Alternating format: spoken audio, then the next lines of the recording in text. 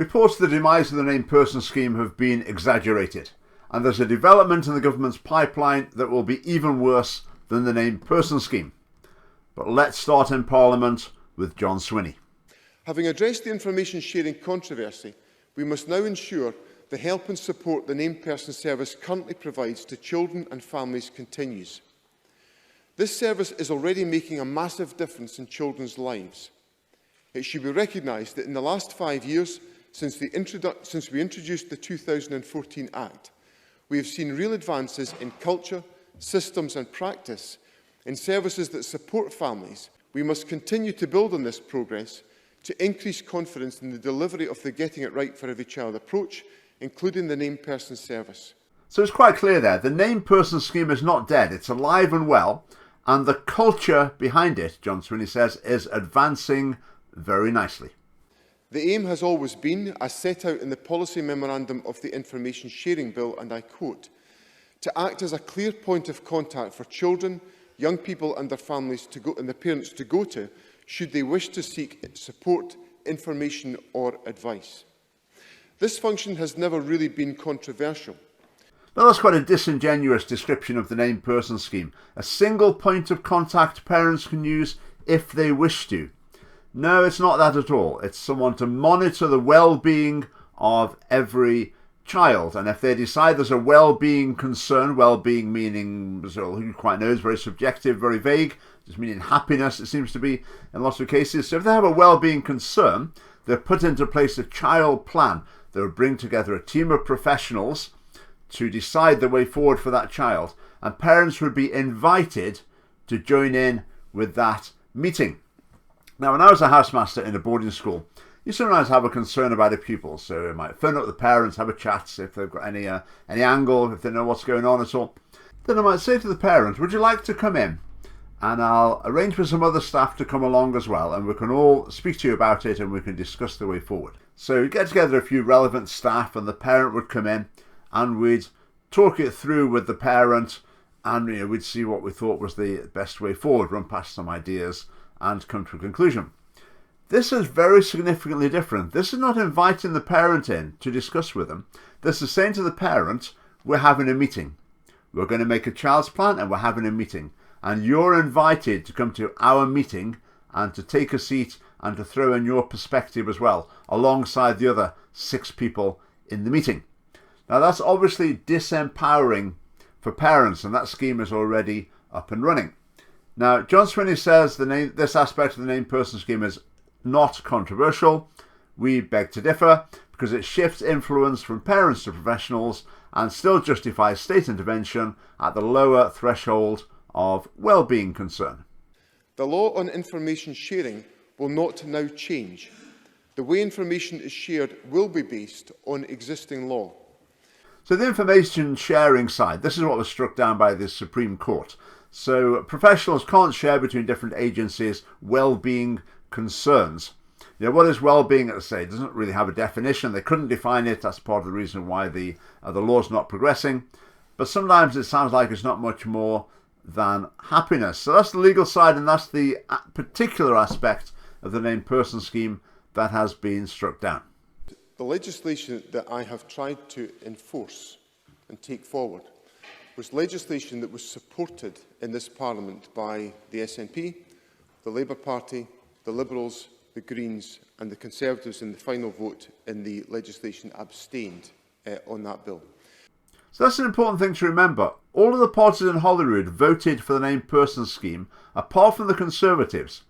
And they didn't vote against it, they abstained. It was only when the no to named person scheme really started gathering momentum that the Conservatives got on board and started campaigning openly against the named person scheme.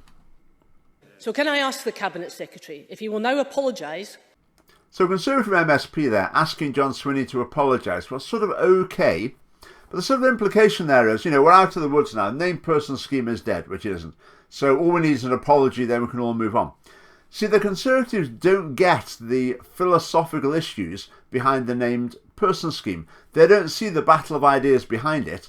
They're just focused on the surface issue and the law. And we told you back then that we could make this work. We didn't need legislation. So we've got another Conservative there. She is obviously right behind the concept of the named person scheme and has been all along. Just feel that the SNP didn't quite implement it properly. Again, if you want strong opposition to the direction of travel, to interference in family life, the Conservatives are not going to provide it. The difference is that the Education Bill was a bad idea. Named person was a good idea, supported by this Parliament. It has been destroyed by the incompetence of a succession of ministers. So Labour MSP, he thinks it was all a great idea as well, just they didn't quite get the details right. Okay, over to the Lib Dems now. Policy and what confidence he can offer hard-working colleagues in both the voluntary and public sectors that their concerns will be better heeded in other areas of policy. Right, Alex Cole-Hamilton, Scotland's Justin Trudeau. He says the government should have listened to the voluntary and public sector. Maybe they should have listened to parents as well. But Alex Cole-Hamilton is hardly going to say the government should listen to parents, because he's one of the people pushing through the smacking ban, and that involves absolutely not listening to parents. So at least he's consistent. I have been a strong believer in the named persons system as a good scheme for helping vulnerable families in my constituency who are seeking help and would not be passed from pillar to post. Now, this is one of the arguments put forward for the named person scheme, that sometimes parents find themselves in a situation where they're trying to coordinate support from several services. They might get frustrated that they're being passed between agencies. Maybe a parent isn't really competent to manage the interaction between different agencies supporting their child. Where that's the case, I think it's a good idea to have a scheme where parents know they can go to the school and say, look, there's all these agencies involved. It's a bit much for me. I can't really pin things down. I'd really like it if someone could take over the coordination with all these different agencies, and then I could just have a single point of contact. And then the school could appoint someone to that role, and that would be great. So one of the main arguments, if not the main argument, for the named person scheme neutralised immediately by offering someone to be appointed to be the parents' representative when they ask for it for that specific role. Now, I've mentioned the ethos behind the named person scheme, the sort of philosophy of childcare and family life that drives the government. Okay, these are the components of it. Number one, distrust of parents. Parents are amateurs.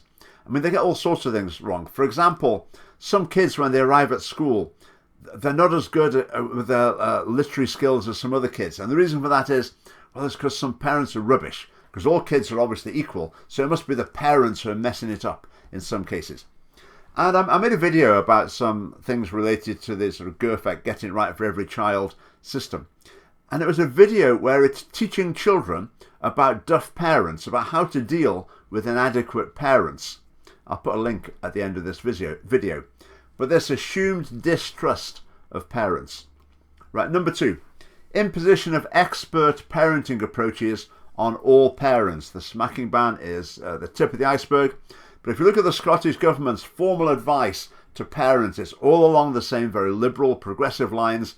And what's advice one day becomes guidelines, and it slips towards becoming the law, or at the very least, if parents are not following it, then it's very much frowned on by the authorities and by professionals. So the imposition of expert parenting approaches is a concern.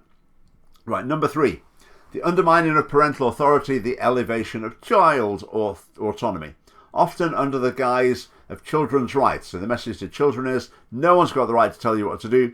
The message to adults is, you haven't got the right to tell children what to do. You should negotiate with them. Use all sorts of psychological tricks to get their compliance. And that's the way it's supposed to be. Right, number four, an excessive assessment of the vulnerability of children to everyday events and interactions. So in schools, there's the constant round of inquiry into pupils' well-being. Are you sure you're okay? You rate yourself. Are you feeling nurtured today? Are you feeling respected?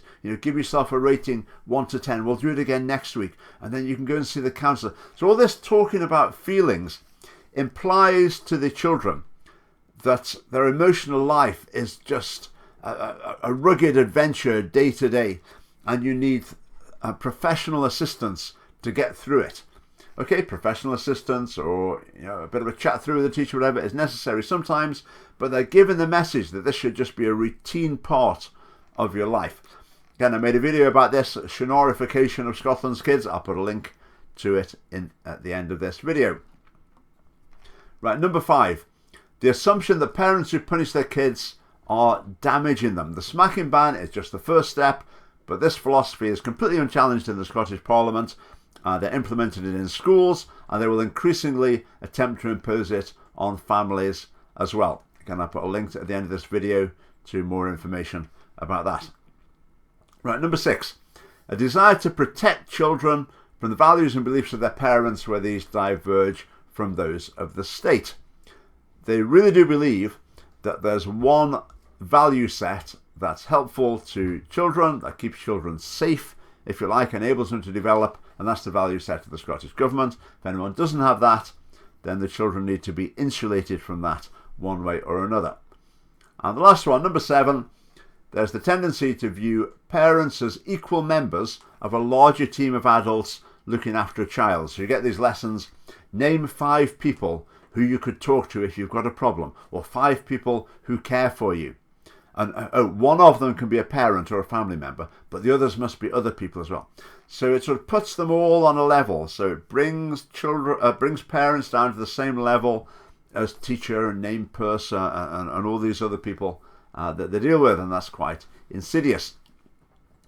Now, as the Scottish Family Party, we've never particularly focused on the named person scheme, partly because the legal challenge was well underway when we started, and partly because it's only one manifestation of a flawed philosophy of children, family, and the state. And as I said at the beginning, there is worse in the pipeline. Now, if you look at the situation here, we've got a state that wants to intervene more in family life. And the current law says you can intervene in cases of cruelty or neglect, so abuse, basically.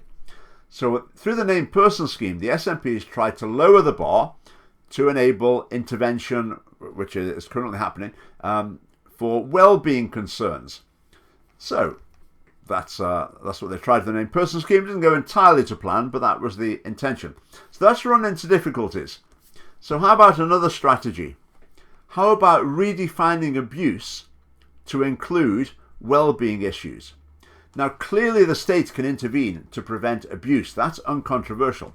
So if you can expand the definition of abuse as widely as possible, you'll be able to intervene more and more in family life. So we have the smacking ban, which falls under that category very clearly. But here's an excerpt from the government's consultation that was conducted last year about the redefinition of child abuse. I made a video about this last year, but I'll just rattle through it very quickly. So, examples of behaviours that are commonly accepted as constituting emotional abuse follow. The list is not intended to be prescriptive or exhaustive, but is included to illustrate the level of seriousness of the behaviour that we consider should be reflected in any revised offence. So child abuse should be redefined to include yelling, screaming or cursing, or using other tactics to intimidate and terrorise the child. Intimidate, terrorise. So basically shouting at kids would be something that would be possible to interpret as emotional abuse. They may swing from rage to warmth to rage. I mean, that sounds like someone having a bad day to me, rather than child abuse. To ridicule the child. To reject a child. What exactly does that mean? To push them away. To make them feel that they are useless or worthless. It's so subjective. To seem irritated by the existence of the child. You're pretty vulnerable to that accusation sometimes as a parent, I'm sure. Constantly belittle them. Make the child feel that their opinions, views or feelings are worthless. And doubly subjective. Whatever does that mean? So when children learn that that constitutes abuse, what sort of power will that give them, should they choose to wield it? To expose a child to anger is to be classed as child abuse. So to be angry with a child. I mean, these are pretty broad definitions of child abuse, to say the least. Now, the underlying philosophies that are clashing here, no MSP gets it, as far as I can tell. The philosophy underpinning the named person scheme remains unchallenged in the Scottish Parliament. And I think it will do until we have Scottish Family Party MSPs in there. So if you want to support us in that project, do join the Scottish Family Party. There's a link below. And thanks for watching.